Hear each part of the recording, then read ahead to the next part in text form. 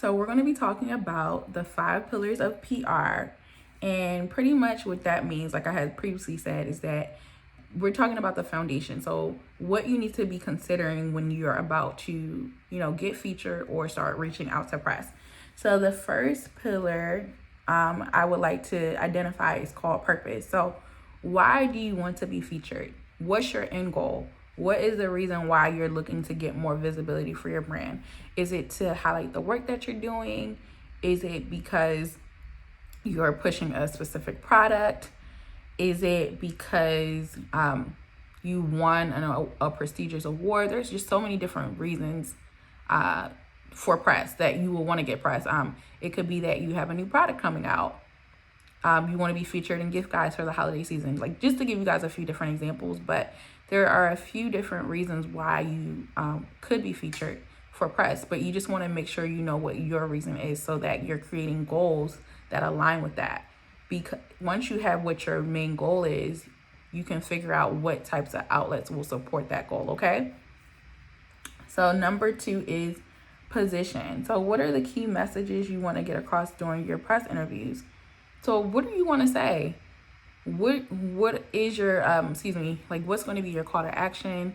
Are you going to direct people, to a specific landing page? Are you going to, tell people, this is coming out at a certain time? Like, you really want to be mindful about what you're saying during these interviews, and you want to make sure that, again, they go back to your purpose and they're in alignment with what your goal is. So number 3, I was just about to say, number 3 is what magazines, what TV shows, what blogs, what podcasts are best for your message. So do you see why having a specific goal is so important? Because once you know what your goal is, it'll be easier for you to define what types of publications you want to be featured in. Your goal might be better. Say, for instance, if you're like an industry thought leader or you're expert in something, it might be better for you to do a podcast versus like a blog or something like that. Not saying that you can't, but just giving you an example. Certain outlets are more, I won't say more important, but are better suited based on what goal you're trying to achieve or what your purpose is. I know, for instance, like with podcasts, you see a lot of people in the business community on podcasts because they're allowed to share information in a specific way. So you want to think about that and consider that while you're going through the process of trying to, get more press for your brand or getting featured.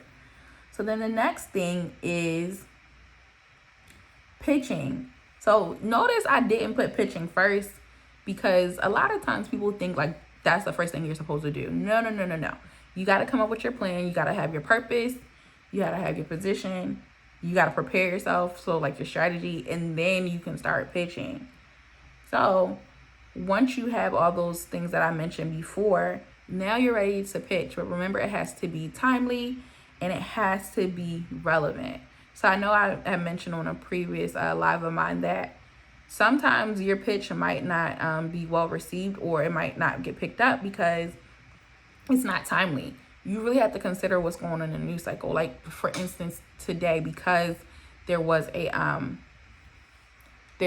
debate yesterday. You see what's going on in the news today. Everything's about debate. So it probably wouldn't, depending on the type of outlet, it probably wouldn't be in your best interest to pitch yourself unless you have some relevance to or something to say regarding the debate. So maybe you're a political figure or something like that. That would make sense for you to chime in and, give your opinion. And you see like commentators and things like that every day.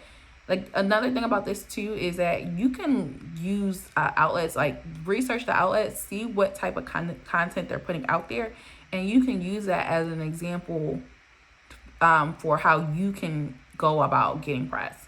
You can just pitch that idea to a different outlet. So then the next thing and the last pillar is promoting. So press doesn't stop once you just get the interview, right? Once you get the interview, now you need to figure out how you can maximize that exposure. Like, how can you make the most of that feature? Is it posting it on your website? Is it sending it out to your email list?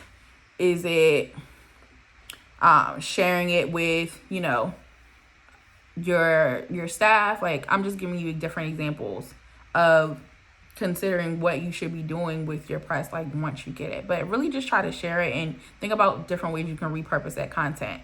Put it on your social media, and also make sure if you're going to post it on your social media, make sure you're tagging the writer.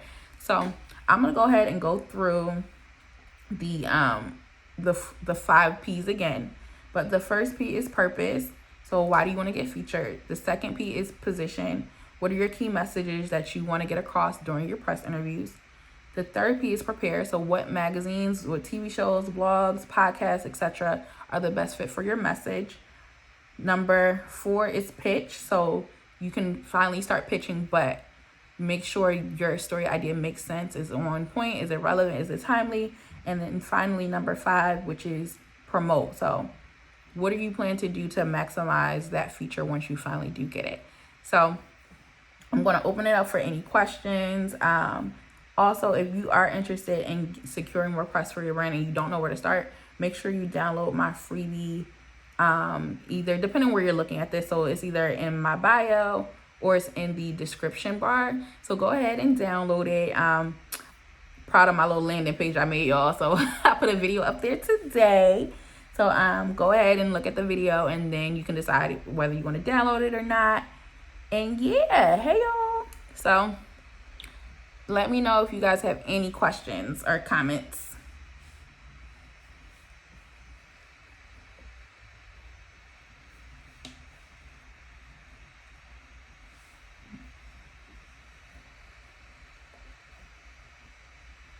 Let me see. I'm going to check on my computer too. So I'm trying out this new software. It appears to be working. When do you suggest actually starting PR? I would say if you are in the process of like launching and say you don't have something out there, I would say at least at the very minimum 6 to 8 weeks before you're ready to like launch that thing. So you can do like a pre-launch PR campaign, and then you can do you can do press around like once your product is out there, just assuming like you have a product or something. But I wouldn't wait until like, oh, it's out. Like, start actively planning to include press before you actually go to market. I've run a great company, great clients for over 2 years, but growing so rapidly, can't find time. So what I would suggest too, yes, because PR is definitely something it can be time consuming. Just start with one media outlet, like one type of media outlet. So maybe it's just like this quarter you focus on podcasts or whatever, because what I find is that it gets overwhelming for people when they're like, oh, I want to be in this publication, I want to be in, this blog, I want to be on this TV show. Just start with one type of outlet. Oh, you've been featured in local magazines. That's cool.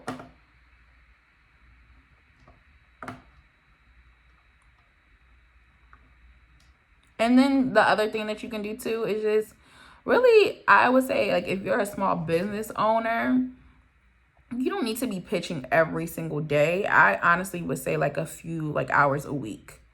Like, set aside maybe between like 2 and 4 hours a week to like send out pitches, write your pitch, reach out to press, and do follow-up.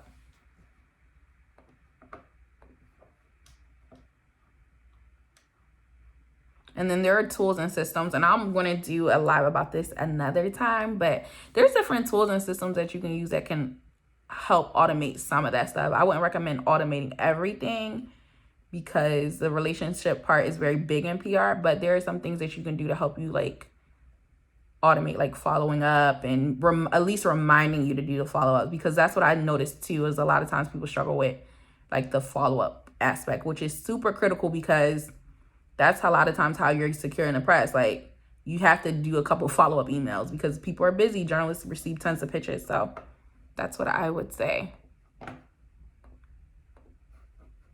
But that was a great question. Thank you.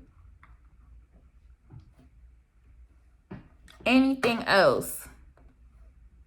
Hi.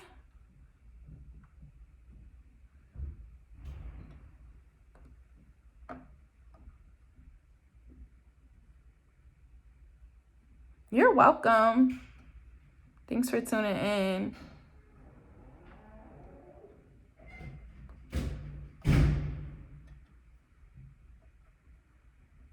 I'm just looking on Facebook too to see anybody ask me anything.